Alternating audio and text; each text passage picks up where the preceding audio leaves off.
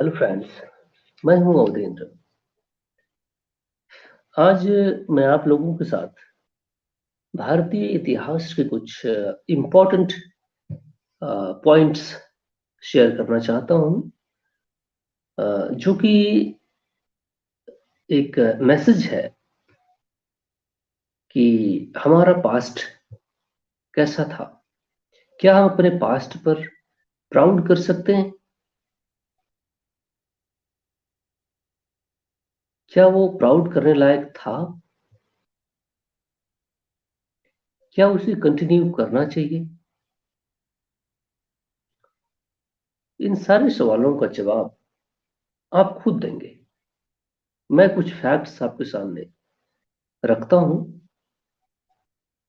और आप अपने कॉन्सेंस का इस्तेमाल करके, फ्रीडम ऑफ कॉन्सेंस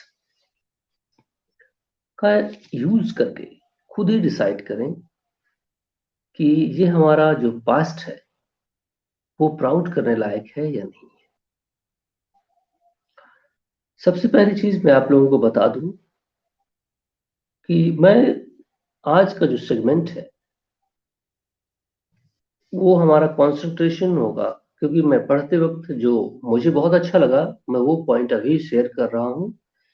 बाकी इतिहास के कई सारे सेगमेंट्स हैं जिस पे डिबेट हो सकती है, और ये हिस्टोरियंस ने जो चीजें फैक्ट्स, आर्कोलॉजिकल फैक्ट्स इकट्ठा किए हैं उनके बिहाफ पर मैं बात कर रहा हूं।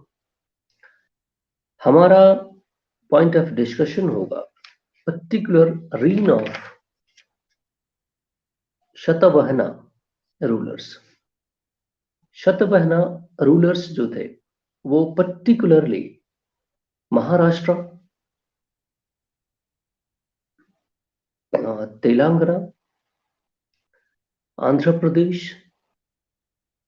middle of Karnataka, up to the middle of Karnataka, and the western, some point of Gujarat, eastern Gujarat, touching with the Maharashtra, bordering with, and middle of Madhya Pradesh, some sort of, But the core reason was there in these three states, Madhya Pradesh, Telangana, and Andhra Pradesh. So they were called as a Andhras, ancestors belongs to Andhras. हमारा point क्या है? मैं ऐसा आज debate क्यों करना चाहता हूँ? मुझे एक फैक्ट्स मिला हुआ है। यहाँ पर एक जगह है जिसको नाने घाट कहते हैं, जिसे महाराष्ट्र लैंग्वेज में नाड़े घाट कहते हैं। वो एक इंस्क्रिप्शन वहां मिला हुआ है। उस इंस्क्रिप्शंस पर कुछ नंबर अंकित किए गए हैं, नंबर्स, न्यूमरल्स। वो कौन कौन न्यूमरल्स हैं मैं आपको बता देता हूँ। 24679, 2 जो मॉडर्न आज वैल्यूज है ना, 2 1 2 2 4 6 7 9, ये 5 न्यूमरल्स जो हैं वहां पर फाइंड किए गए। सवाल ये आता है, और डेसिमल सिस्टम भी था, दैट रिजेंबल्स, आप अगर पढ़ना चाहें तो पढ़ भी सकते हैं, विकिपीडिया पर ये मौजूद भी है, मेरी बुक में भी मौजूद है। So that resembles the modern era numerals more closely found, those found in modern Nagari and Hindu Arabic script as well. So आप सोचिए कि उस जमाने में, आप सोच 150 BC की बात मैं कर रहा हूँ, 150 BC, और 230 AD के बीच में इनका शासनकाल हुआ करता था। 150 BC में और आप 230 AD में ले लें तो ये टोटल पीरियड होता है 230 प्लस 50 कितना होता है, 80, 100 कितना होता है, 280, 380 मान लीजिए। 380 सालों का पीरियड है ये। मान लो 80 की, क्योंकि बहुत क्लियर कट नहीं होता, 350 साल मान लें तो इनका पीरियड है। उस 350 साल में ये अल्फा न्यूमेरिक नंबर्स जो 2 4 6 7 वहां पे मौजूद थे, जो कि हैं अभी, उस इंस्क्रिप्शंस पर।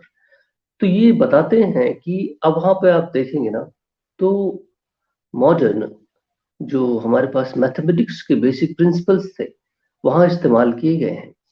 ज्योमेट्री का इस्तेमाल है, जो आप क्या बोलते हैं इसको,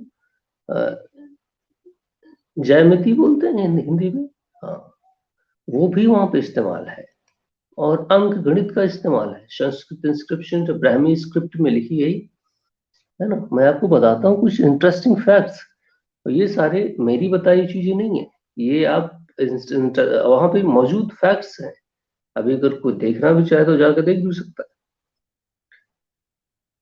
तो मैं ये बताना चाहता हूँ, इतना कुछ अगर हम लोग इनरिच थे, नहीं, हमारी जो कल्चरल और बाकी चीजें थी, है ना, तो हम सक्सेसिवली इतना हजारों साल तक गुलाम कैसे रह गए, मुझे मेरा क्वेश्चन यहाँ पे जाएगा। पॉलिटिकली हम फेल कैसे हुए। अर्थशास्त्र हमारे पास किताब लिखी गई अ, चाणक्य द्वारा उस जमाने में। हम्म तो हमसे गलती क्या हो गई, और अभी भी हम क्या कर रहे हैं गलतियां, क्या हम उसको सुधार रहे हैं या नहीं सुधार रहे। ये हमारा पॉइंट ऑफ डिस्कशन है।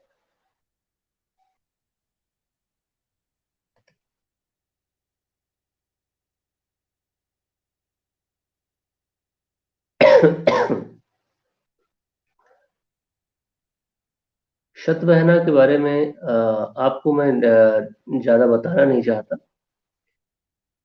अगर आप हिस्ट्री में ज्यादा इंटरेस्टेड हैं तो जाकर देख भी सकते हैं, लेकिन हमारा जो पॉइंट ऑफ डिस्कशन है वो उस पर मैं डिबेट करना चाहता हूँ। सो ठीक है। ज्योमेट्री का भी इस्तेमाल था, अंकगणित का भी इस्तेमाल वहां पे हुआ है। हम्म और इन नंबर्स का भी इस्तेमाल हुआ है। और अब आप बताएं हमें कि जो, अब आगे देखिए तो आर्यभट्ट जैसे हुए आदमी, आर्यभट्ट की जैसे। और दूसरी इंपॉर्टेंट चीज है, कल एक और फैक्ट हमारे सामने आया। हमारे पास बुद्धिस्ट यूनिवर्सिटीज करीब 12 थी, नालंदा और तक्षशिला, इस तरह की यूनिवर्सिटीज, करीब 12 यूनिवर्सिटीज थी भारत के अंदर, जिसमें आप समझें कि different part of the world लोग दुनिया से हमारे यहाँ पढ़ने आया करते थे। अमरावती जो यहाँ पे है, वहां पे भी एक यूनिवर्सिटी थी। और एक यहाँ नॉर्दर्न इंडिया में क्या नाम है ना, जो बिल्कुल जस्ट शारदा है, शारदा स्क्रिप्ट भी है, शारदा यूनिवर्सिटी भी हुआ करती थी तक्षशिला के जस्ट बगल में, है ना। आप पूरे इंडिया के डिफरेंट पार्ट्स में, है ना, तीन तीन चार चार यूनिवर्सिटीज तो लोकेटेड थी बिहार के अंदर, है। तो इस तरह आप देखिए करीब 12 यूनिवर्सिटीज थी, और वो भी वर्ल्ड क्लास यूनिवर्सिटीज। तब एक आता है बख्तियार खिलजी, क्या नाम था उसका, है ना, वो नॉलेज का दुश्मन है। भगवान की ऐसी कृपा हुई कि वो शायद अल्लाह ने उसको भेजा होगा, आया, वो सारी किताबें जला दी। फैक्ट अगर आप पढ़ना चाहें तो पढ़े, बताइए वो नॉलेज का कितना बड़ा दुश्मन रहा होगा, आया वो सारा किताब जला दिया। और बुद्धिस्ट मॉन्क्स को मतलब इतना काटा मारा, मतलब वो तो लड़ाई उड़ाई करना नहीं जानते थे, है ना। वो तो पढ़ाई लिखाई करने वाले आदमी थे, और बुद्धिज्म में मारा और काटी वाला चीज है नहीं उसपे, है ना। जैन और बुद्धिस्ट वाले तो बिल्कुल गाय होते हैं, वो तो किसी भी जानवर, चींटी को भी मारना अपराध समझते हैं। नहीं, और ये आया पता नहीं कहाँ से बख्तियार खिलजी, और पता नहीं कितना वो सक्सेसिवली आते गए। और उसके बाद फिर उसने पूरा डिस्ट्रक्शन कर दिया, नालंदा को उखाड़ फेंका, है, और पूरा डिस्ट्रक्शन कर दिया।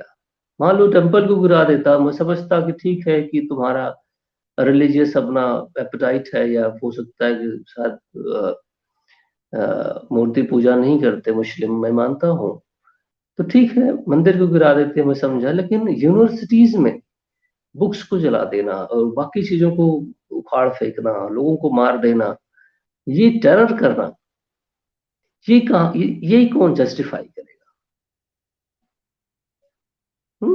ये मुझे तो मतलब एक मैं समझता हूँ रिलीजियस ग्राउंड्स पर किसी को कोई फेवर चढ़ जाए कि चलो ठीक है कि मूर्ति पूजा ये लोग करते हैं तो सबको मार दो, मैं समझा कि मार दो, लेकिन किताबें क्यों चलाती है कि चला दी जाए? इसका मतलब है कि तुम पूरी तरह से मेंटल बैंकरप्ट हो। नहीं, और ये जाहिल गंवार क्या गजनबी फलान ढिमकान जो उधर से नहीं आए, और ये मूर्ख मुगल बाकी जो चूतिया हैं, ये सारे लोग आए और इस बेहतरीन लैंड को नॉलेज से फुलफिल्ड पूरा डिस्ट्रॉय कर दिया। हमसे दो गलतियां हुई। पहली, हमारे पास लड़ने वालों की शक्ति में कम नहीं था। सवाल ये था कि ये सभी लोग डिवाइडेड थे। अभी मैं आपको इतिहास तो मैं नहीं तो अकेला इतिहास भारत में थोड़ी पढ़ता हूँ, है ना? दुनिया में इतिहास के हर कोई पढ़ सकता है, फैक्ट सब निकाल के देखिए। 100 से 150 किंगडम्स आपको डिफरेंट टाइम पीरियड में मिल जाएंगे, है ना? और वो आपस में ही एक दूसरे से लड़, लेकिन अपने नॉर्दर्न फ्रंट को मजबूत करने के बारे में कभी किसी ने सोचा नहीं। नहीं कि collective force system, political collective system बना जाए जो नॉर्दर्न सिस्टम को इधर से आ रहे चीजों को जो वल्नरेबल है उसको प्रोटेक्ट किया। जिस तरह से चाइना का जो एक रूलर था उसने चाइना की बड़ी दीवार बना दी इन लोगों से मंगोल से बचने के लिए। इस तरह से ये नॉर्दर्न फ्रंट को अशोका के जमाने में भी इसको ध्यान नहीं दिया गया, है ना? अशोका वो पैसिफिक पॉलिसी अपनी है, और बहुत ही लिबरल पॉलिसी, बहुत ही दयाशील वाला पॉलिसी बना लिया, कर दिया, फिर एक्सटर्नल। इस तरह से हम एक पॉलिटिकल कलेक्टिव फोर्स बनाकर नॉर्दर्न बॉर्डर पर नहीं लड़ सके। शायद हमें पॉलिटिकल कोहेरेंस कोहेजन नहीं था। तो ये हमसे बहुत बड़ी गलती हुई। और दूसरी थी गलती कि सारे जो नॉलेज थे ना, ये केवल ब्राह्मण जो थे। अब जो ये बात अलग है कि ब्राह्मण जिसके पास नॉलेज होता था वो ही ब्राह्मण होता था, नहीं, ये बात अलग। वो धीरे धीरे इतना कंसोलिडेट हुए विद सेकंड पीरियड में। फर्स्ट पीरियड में वो चीजें थी, दूसरी बार मटेरियलाइज हो गई बेस्ड ऑन कॉस्ट, नहीं, फिर कास्ट में डिवीजन, कास्ट में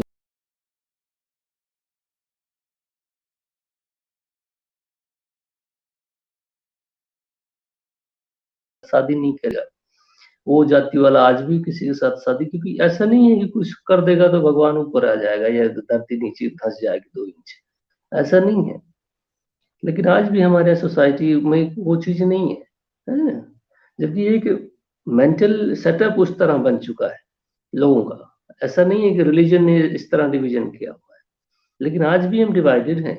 हम्म अब मेरी बेटी बेटियों की गर्दन काट देते हैं हम, किसी और के साथ प्यार कर ले, मोहब्बत कर ले, शादी कर ले।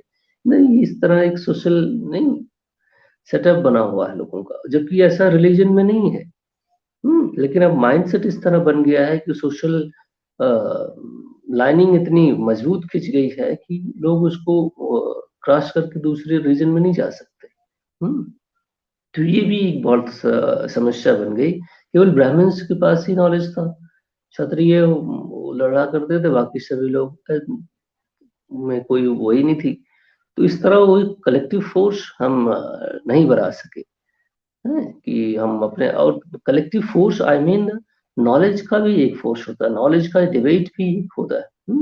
अब वहां पे भी संस्कृत लैंग्वेज बनाएगी। संस्कृत लैंग्वेज केवल अपर कास्ट के लोग ही उसको बोल सकते हैं, पढ़ सकते हैं। सारी लिटरेचर संस्कृत लैंग्वेज में थी, बाकी लोगों की लैंग्वेज प्रकृति लैंग्वेज थी। नहीं, आम आदमी से आज अंग्रेजी बोलने वाले लोग हैं, नहीं, आम आदमियों पर अपना धावसत दहशत जमाए रहते हैं। जो अंग्रेजी नहीं जानते वो रोज बेइज्जत होते हैं भारत में, है ना?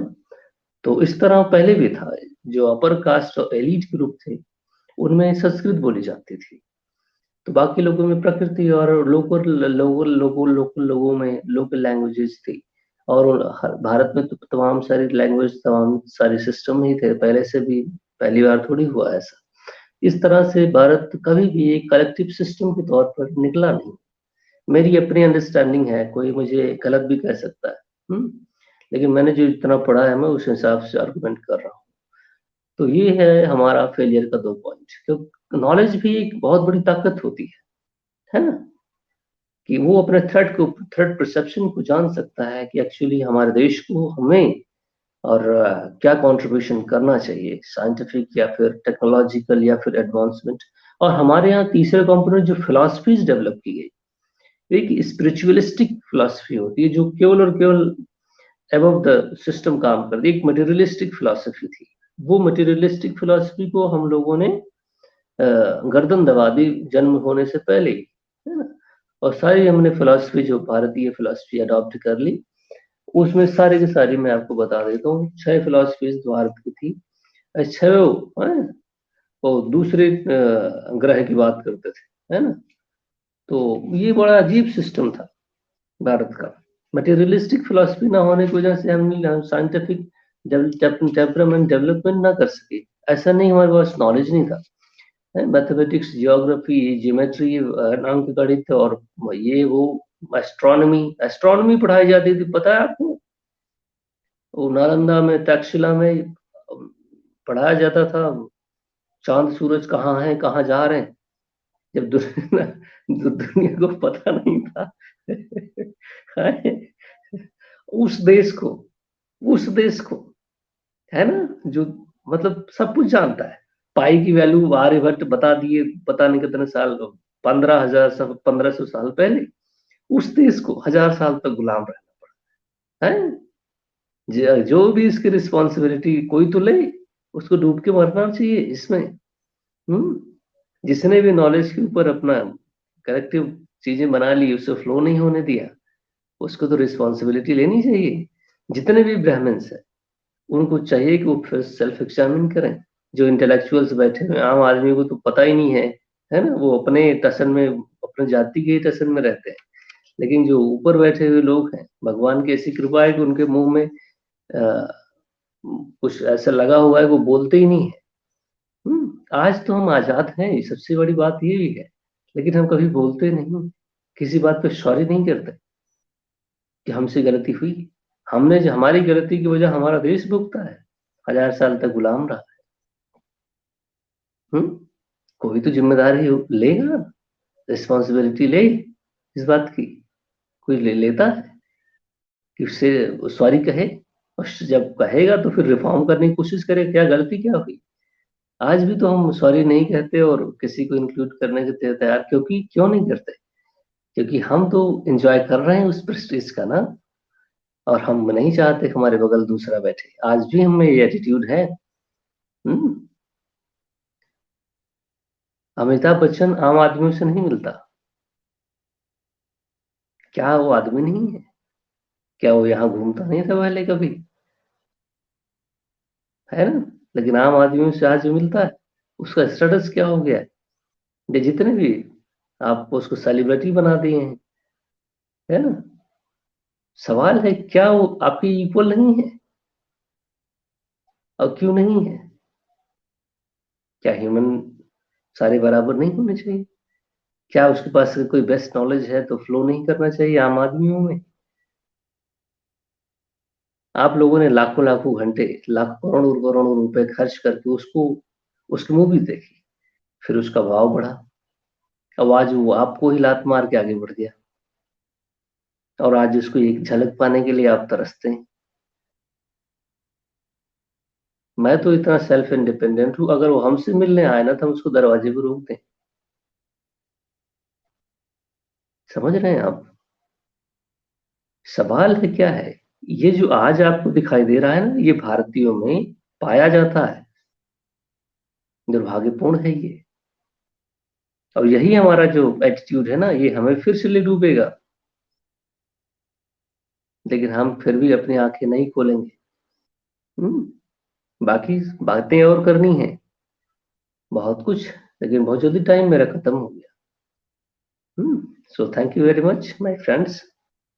आगे मैं देखता हूँ कि मैं आपके साथ क्या कुछ शेयर कर सकता हूँ। क्योंकि हिस्ट्री में आजकल पढ़ रहा हूँ और नॉलेज के लिए पढ़ रहा हूँ, मतलब एक एक मैं इसमें भी एक बुक लिखना चाहता हूँ, है ना, कि कंक्लूजन पर आता हूँ सब कुछ पढ़ने के बाद, फिर देखता हूँ हु इज रिस्पॉन्सिबल, फिर मैं आपसे बात करूंगा। So thank you very much my friends for watching.